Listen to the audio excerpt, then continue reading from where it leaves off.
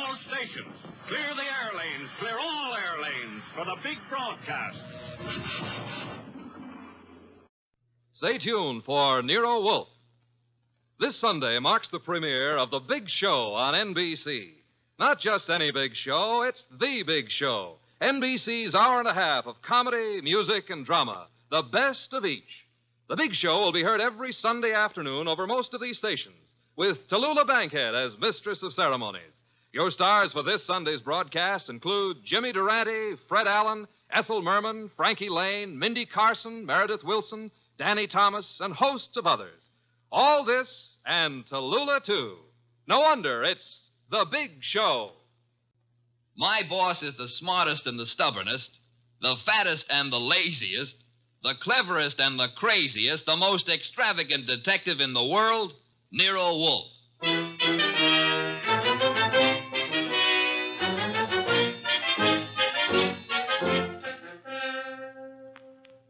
It's the adventure of The Case of the Dear Dead Lady, with that brilliant, eccentric private detective, orchid fancier, and gargantuan gourmet, Nero Wolfe, starring Sydney Greenstreet.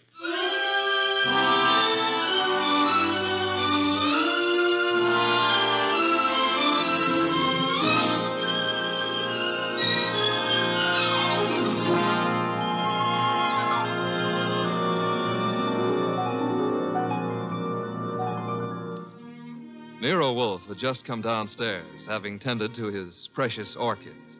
He was, as usual, seated in the library, which served as the office.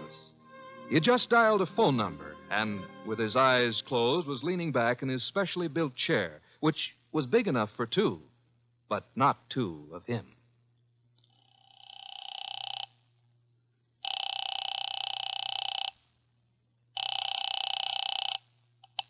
Halsbecker's Market, domestic and imported delicacies. Mr. Halsbrecker, this is Nero Wolfe. Oh, yeah, Mr. Wolfe. I was just about to ring you. Well, I have need of 2 pounds of duck liver.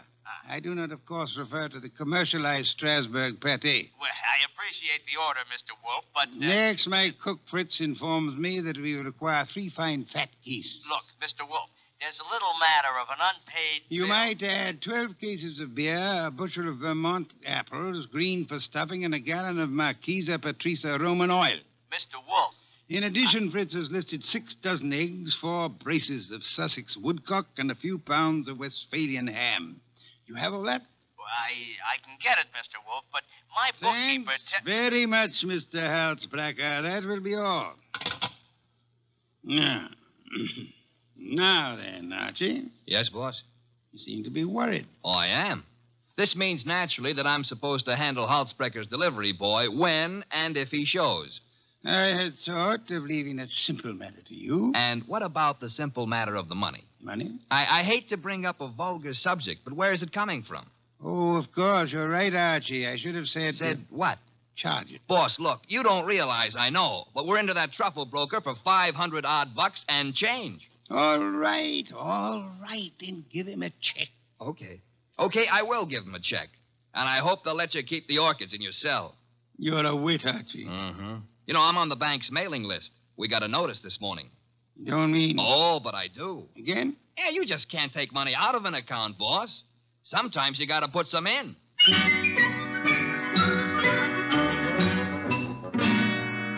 This is the only way to deal with the man I work for, and if I hadn't thrown him that scare, he wouldn't have been willing to listen when the door buzzer rang, and a prosperous-looking young guy in the kind of clothes that don't grow on trees came in and stood in front of the boss's chair, fiddling with the brim of his pork pie. My name is Oliphant, Mr. Wolfe. Oliphant? Yes, sir, Oliphant. I am the spiritual leader and guiding head of a small religious group known as the Seekers of the Inner Power. I see. Also a man addicted to marrying neither wisely nor well, but often. You read the papers? I do. Mr. Wolfe, I am as aware of my sin-ridden past as anyone else is. The point is that I'm no longer that kind of man. Even a person such as I can see the light in time. Good. Might I ask why you've come to see me, Mr. Oliphant? I need your help, Mr. Wolfe. Concerning? A certain young lady with whom I'm deeply in love. Oh, I beg you not to confuse the present emotion with any of my earlier escapades. What I feel for Miss Dana is the pure and righteous glow of an upright seeker of the inner power. I promise to look on you as thoroughly redeemed, Mr. Oliphant. Proceed. Oh, by the way, do I recognize the name of your young lady as a Park Avenue socialite, an amateur swimming champion? Yes. But she's sweet, wonderful, beautiful. I've asked her to marry me, and she's given me some hope. In time, I fully expect to make her my wife. Well, then where's the problem? The problem is the presence of another man in her life. I'm sorry, sir. I'm a detective, not a matchmaker. This isn't a question of making a match, Mr. Wolfe. I have much too much respect for your talents to think of offering you such an assignment. Exactly. What do you want me to do? I want you to save Ilse Dana's life. Her life? Mr. Wolfe, this other man I spoke of is insanely jealous. Not only of Ilse's present, but of her past as well. He has threatened to kill her. I don't doubt your earnestness in this matter, Mr. Oliphant, but how would you know? I was listening on an extension in Miss Dana's apartment a few days ago when Hunter called. Hunter? Yes, sir, Jack Hunter. Known as Jack the Babe Hunter. Wait a minute. I know that canvasback. Huh? Sure, he's a coffee and cake prelim waltzer. Oh, he's not. He's a boxer. Archie is being fancy. Overlook it, Mr. Oliphant. Is Hunter in love with this lady of yours? I doubt it. He's a man of complete moral and spiritual corruption, I believe. Naturally, you would. But what are the facts? In my opinion, he's after her for her money. She has money? To burn. And you, Mr. Oliphant? Me? Can you also afford to burn? How much do you want? The answer to that would be astronomical. However, if you leave a check for, say, $7,000, I shall look into your matter the very moment I have completed a little research into the nutrition of the Polynesian orchid.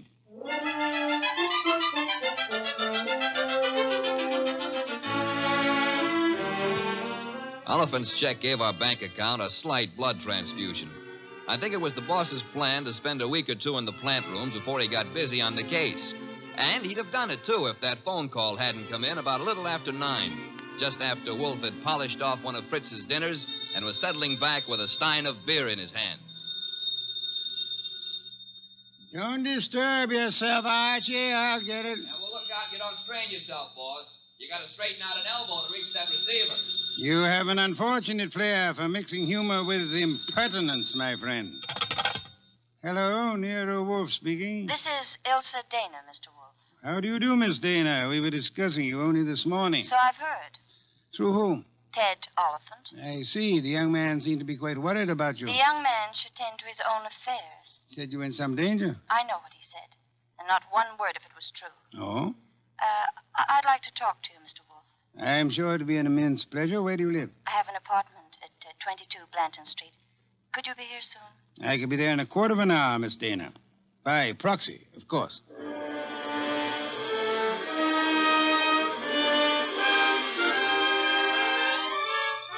The proxy, naturally, was yours truly. 10 minutes later, at 20 past 9, I walked up to Ilse Dana's door with a nosy elevator boy giving me the 00. The reason for his interest was that her door was open and the room inside was empty except for a little twisted pile of pale pink satin, which at close range turned out to be a woman. Which woman turned out to be Ilse Dana. And Ilse Dana was dead. She used to be pretty. She isn't now. Yeah, strangulation doesn't help any girl's looks, son. Make anything of it? Well, the position of her body and the bloodstains on her pointed fingernails tells me that she put up a tough struggle before somebody succeeded in smothering with a pillow from the sofa over there. Yeah, that figures. When did it happen, I wonder? Yeah, the last 15 minutes, I'd guess. Say, who's been up in the elevator this evening? Nobody for her. Well, somebody came up. Well, who says not? They could have used the stairs, you know. Yeah. How well do you know Miss Dana? I know exactly zero about Miss Dana. How could you ride her up and down every day and know nothing about her? It's a rule of the house to keep your mouth shut. The rule also goes when being questioned by a cop. A cop? Who's a cop? Oh, I guess you're a cello player from the Philharmonic. Look, I happen to work for a guy named Nero Wolfe. Oh. Heard of him? Maybe. Well, if your memory comes alive, son, I might see my way clear to spend a few dollars with you. Understand? I'll keep you in mind. Going down, mister?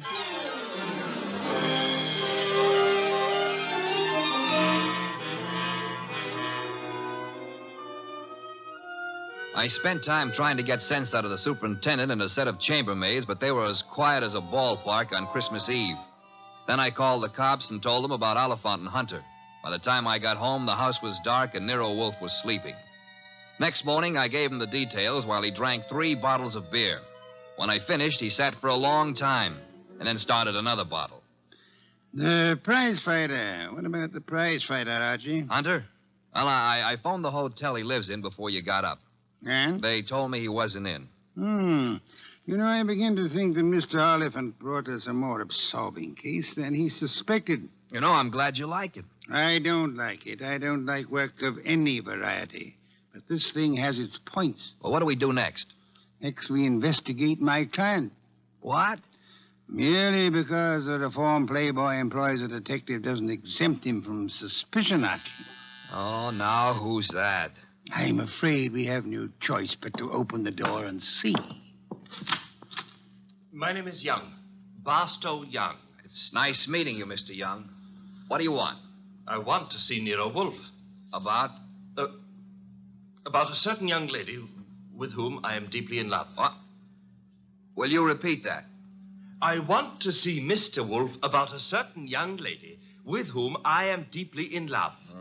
Her name, please? Ilsa Dana. Is it possible that you entertain plans of making her your wife? Why, yes, but there's a problem involved. Another man? Yes. Well, do come in. Do come in. I think we've been waiting for you. Oh, Mr. Wolfe. Here's another one. Ah, Mr. Wolfe. You've come to me about Miss Ilsa Dana, sir? I have come to you, more specifically, about a man who has threatened her life. How unusual. He's the treacherous kind. Mild-mannered, you know. As we say in my profession, he underplays it. Your profession, then, is the stage. It is, sir. Go on, you interest me deeply. I was present recently when he told her that he would certainly kill her unless she mended her sinful ways. Sinful? No one denies that Ilsa has had, shall we say, a checkered career. But the man's attitude is totally fanatical. What's his particular brand of fanaticism, Mr. Young? Theodore Oliphant is a religious maniac. Well, what do you know? He's come to give Theodore a bad report card. I don't understand. I've come to ask Mr. Wolfe to prevent his murdering Miss Dana. Am I allowed a direct question, sir? Why, of course. Where were you between 9 and 9:20 p.m. last night? 9 and 9:20. Why do you ask? You said I was permitted a direct question. Oh, well, I was walking in the park, as I remember.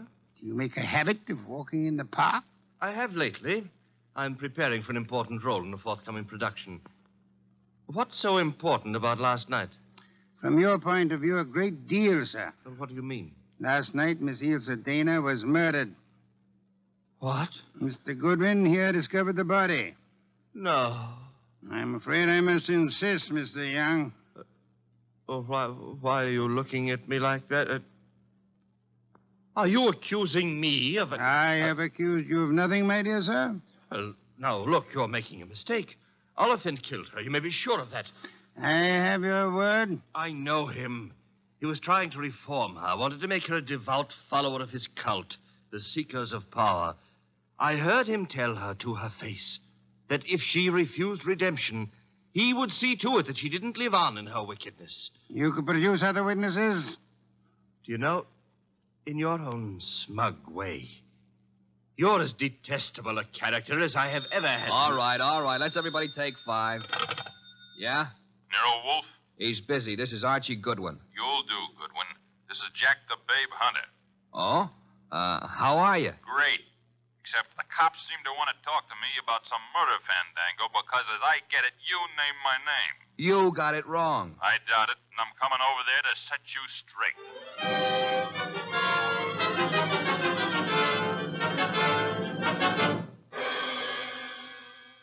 Why'd you ring me in on this mess, Wolfe?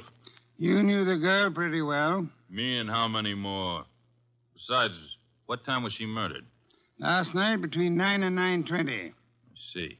So if you will inform the police where you were at the time, that should be that. Yeah. By the way, Mr. Hunter, where were you at the time? I don't see your badge, Wolfe. I was only wondering. I haven't been near the Dana woman for over a month. But if you're really interested, I'll give you the name of the killer. Please do not keep us in suspense, Mr. Hunter. A couple of years back, Ilsa financed a guy in a big and lousy Shakespearean play that closed like a clam and nothing flat. Go on. It was money down the drain. The guy's got nerve. And he was in love with her, and he figured she'd do anything for him. So he comes back to her to finance him again. This time in Hamlet, no less. I see. I don't have to tell you what a flop that would be. You needn't tell me the actor's name either. You know? Mr. Barstow Young just left here. Yeah? Well, he's your man, Wolf. He got so sore when she told him she wouldn't toss any more moolah into his broken-down career, he went off his rocker and tore it down. Your reason for thinking so? I met him on the street one day, and he started beefing to me with blood in his eyes. It's all I could do not to punch him. The results might have been less fatal if you'd followed your instincts, sir. I couldn't. Guy's built like a broomstick. He's weak as a cat. Hit him once, he'd crack like dry plaster. I see. What's on your mind? This man you're accusing of Miss Stayner's murder, Mr. Hunter, he was very much in love with her. She was thinking about marrying him, he said. He said? Yes, he did. I heard him, too. He was talking through his skull cap. Ilsa wasn't going to marry anybody. No? No, she couldn't. Why couldn't she?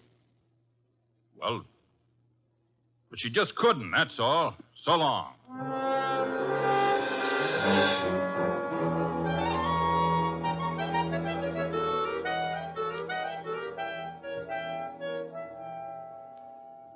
Well, now we got a perfect circle with everybody pointing at everybody else and nobody able to prove a thing.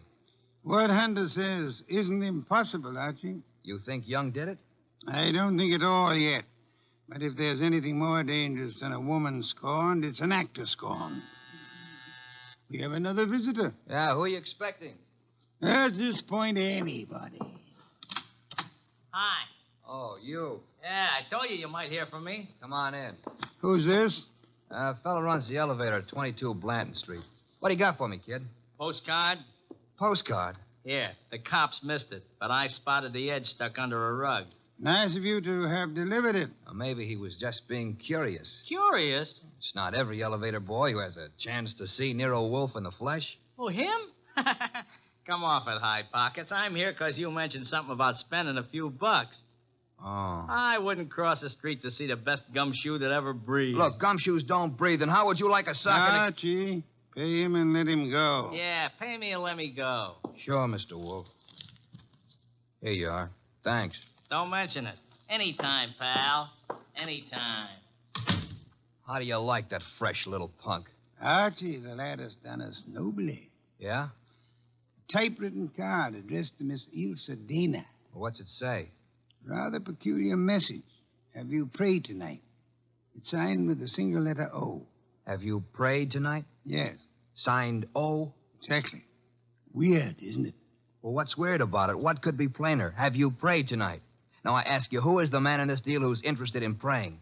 All of us, I hope, are God-fearing. All right. But I ask you again, what does O stand for? It could stand for O'Brien, Obituary, Omaha. What about Oliphant? Oliphant, too. Look, what's with this indifference? The case is cracking and you slough it off. You remember what Young said? Oliphant threatened to kill her because she wouldn't join that cockeyed movement of his. Don't exhaust yourself, Archie. We have a hard night ahead. Yes, but I don't But understand. I don't mean to stifle your imagination, my friend. But if you'd reserve your deductions for a little while, you could lend me some much-needed assistance. What do you want? I want you to become a burglar. A burglar? I want you to hurry over to the dead woman's apartment on Blanton Street and ransack it. For what? How do I know? We need help. Anything may help us. Go through the place with a fine tooth comb.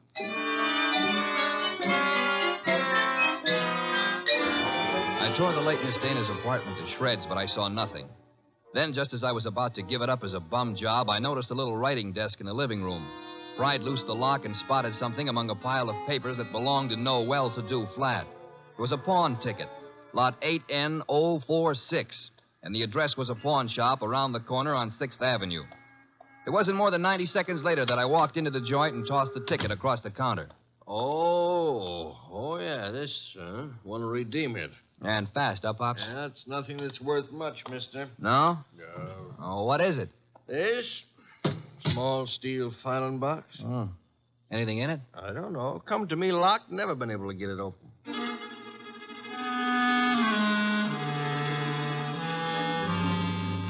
We got it open, Wolfe and I. Smashed the front end with a poker. There were some odds and ends inside, old earrings, some thumbtacks, a cigarette lighter, just trash. Then the boss stuck his fingers in and pulled out a plum. This is it. What do you mean, this is it? You fail to recognize this classic document? Huh? A marriage license, Archie. A marriage license. Yeah, well, whose marriage license? The wording is self-explanatory. Listen. This is to certify, etc., thus licensing on this 3rd day of May, 1946, the marriage of Miss Ilse Dana to Mr. Johann Jaeger.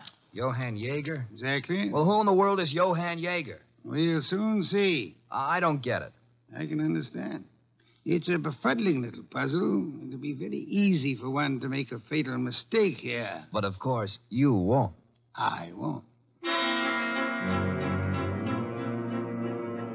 3 hours later, I'd herded all the suspects into the office, and he sat in his chair and glared at them.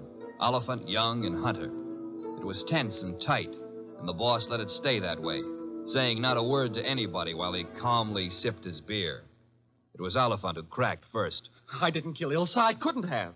Jealousy is a very compelling motive, Mr. Oliphant. And you came to me, remember, complaining that there was another man in Ilse Dana's life? Whatever I complained about him, and jealous as I was, I didn't kill her as the sacred power is my holy judge. Being unacquainted with your sacred power, I'd have to ask you for a better authority. Sacred power. Oh, it simply wouldn't have been possible for me to have done it. Why not? Yeah, why not? Because I was at Mickey's Night Owl Club last night from 7 until 4 a.m. Contemplating the sacred power, no doubt. That can be proved, Mr. Oliphant? Let me call now. Let the head waiter tell you. Well, you take your embarrassment as an indication that you're telling the truth. Hey, wait a minute. You can't let him off like that. Don't be bothersome, Archie. Yeah, but we got that card he wrote, the one about have you prayed tonight, signed with his initial. He didn't write that card, Archie. Now, look. And the O is not his initial, is it, Mr. Barstow Young? I'm afraid I don't understand. On the contrary, I am afraid you do. But for the record, I'll explain. Oh, Archie. Yes, boss? Hand Mr. Young that large red volume off the shelf behind Mr. Hunter's head. This one? That one, thank you. Now then, Mr. Young, you will favor me by opening the volume to page 1133. But why? Open it, sir. Good. You will now count 6 lines down from the top and read what you see. Have you prayed tonight? Thank you, Mr. Young. What the devil is going on? Mr. Young has just given us a reading from a tragedy. The line, have you prayed tonight, is spoken by the hero to the heroine just before he murders her. The name of the heroine is Desdemona. And the hero, as I'm sure you all know, is Othello. Othello? Yeah, the O was not Oliphant, Archie. Othello, I think, was a Shakespearean play which Miss Dana financed for our Mr. Young. And knowing she would recognize the quotation as well as the threat behind it, he sent it to her to warn her that he meant to murder her. You won't have the unmitigated gall to deny that, will you, Mr. Young? No. No, I don't deny it. Do I call the police? But I didn't kill her. The fact that I sent the card doesn't mean I killed her. Well, it'll do for my money. But not for mine, Archie. What?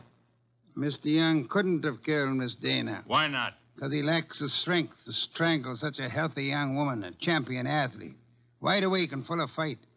He's rather a frail person, as we know, and smothering Miss Dana with that pillow was no easy task. She struggled. Therefore, she clawed the wrists of the murderer. I'm sure that if you examine Mr. Young's wrists, you will find no scratches or scars. Here, let me see that. Go ahead. Well, Archie? Yeah, you're right. Nothing. I was sure there wouldn't be. The person who actually killed Miss Dana was a powerful physical specimen. Yeah? Yes, Mr. Hunter. In all probability, a professional athlete. A muscular man in good condition. You pointing at me? Seems quite likely, doesn't it? You're out of your head. Am I? Yeah. Ilse Dana war Ehefrau. Nicht wahr? Jawohl. I mean... You said yeah, Mr. Hunter. And you meant yeah, yes. I asked you in German if Ilse Dana was your wife, And you, in the heat of emotion, answered me yes in your mother tongue. Look, what's going on here? Allow me to present Mr. Johann Jaeger, Archie. Him? I've known it since we first saw that marriage license. You see, Jack Hunter is the English translation of our friend's real name back in Germany, where he comes from, Mr. Johann Jaeger. Oh, what do you know? So you proved nothing. Yeah, I was married to Ilse. That's why I said she couldn't marry anybody else. But I didn't kill her. She was my wife. I loved her. Olivan told us you were insanely jealous of her. What if he did? You know better. Do we? Sure you do. Ilse told you herself over the phone that every word Oliphant said was a lie. Interesting. What is? How you could possibly know what Ilse Dana told me over the phone. I haven't mentioned it to you or anybody else. Oh, well, you see... I see most clearly, Mr. Jaeger, that you must have been in the apartment with her listening on the extension phone, or you couldn't possibly have that information. And it was only a few minutes after that telephone call that Ilse Dana was smothered to death. And I see it's about time I said good night. Wait a minute, Jaeger. Wait a minute. Good work, Archie. I advise you to sit still, Mr. Johann Jaeger Hunter. I was right. I told you he threatened to kill her. But why? I've only guessed at the story, reconstructed it, so to say. But I think you and Mr. Young ought to be congratulated. On what, sir? On not having won your fair lady. You've always thought of her as a sweet, demure society girl. But actually, she was a vicious person, as bad as the man who killed her, if not worse. She tortured him cruelly for 4 long years. How can you say that about her? How can you doubt it, Mr. Oliphant? There must have been a great many men in her life. We know at least 2 definitely, you and Mr. Young. But she was in love with me. She was in love with me. I'm sorry to shatter your illusions, but she was not in love with either of you. She was using you for her purpose. What was her purpose? Tormenting the man she married. That was her preoccupation day and night. She delighted in tyrannizing over him, as one might in breaking a bull or taming a wild mustang. Do I come near the truth, Hunter? Yes. Until I couldn't stand it any longer. May I ask then why you married her? Why? Because I couldn't help myself. I crawled for her. I married her on the terms that nobody should ever know I was her husband. She was too good for me, she told me that to my face over and over. But we belonged to different worlds. But I was crazy about her, so I took it. What I've taken you wouldn't believe. Oh, I'm sure I would, Mr. Hunt. I'm a very understanding man. The question is, will a jury believe you? And that we must begin to learn immediately. Archie. Yes, sir? Phone for Inspector Kramer.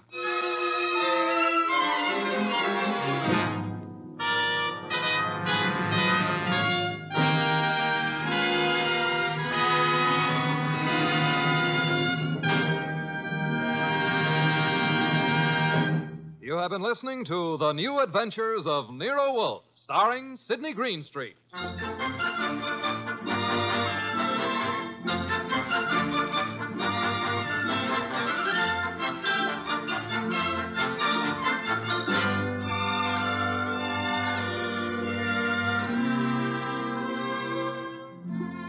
Tonight's transcribed story by Peter Berry was based on the famous characters created by Rex Stout. This is an Edwin Fadiman program produced and directed by J. Donald Wilson. In the cast were Herb Ellis as Archie Goodwin and Lee Millar, Marna Keneally, Larry Dobkin, Barney Phillips, and Jerry Hausner. Next week at this same time, Nero Wolfe and Archie will bring you The Case of the Headless Hunter. Don Stanley speaking.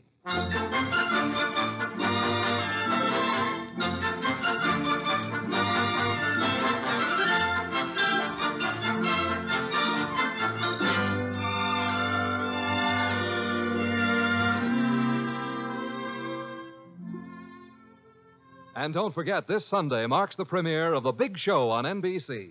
Not just any big show, it's The Big Show. NBC's hour and a half of comedy, music, drama, and the best of each. The Big Show will be heard every Sunday afternoon over most of these stations, with Tallulah Bankhead as mistress of ceremonies. Your stars for this Sunday's broadcast include Jimmy Durante, Fred Allen, Ethel Merman, Frankie Lane, Mindy Carson, Meredith Wilson, Danny Thomas, and hosts of others. No wonder it's The Big Show. And Theater Guild on the Air this Sunday presents Judy Garland in Miss Alice Adams. So don't forget, Tallulah Bankhead brings you The Big Show Sunday on NBC.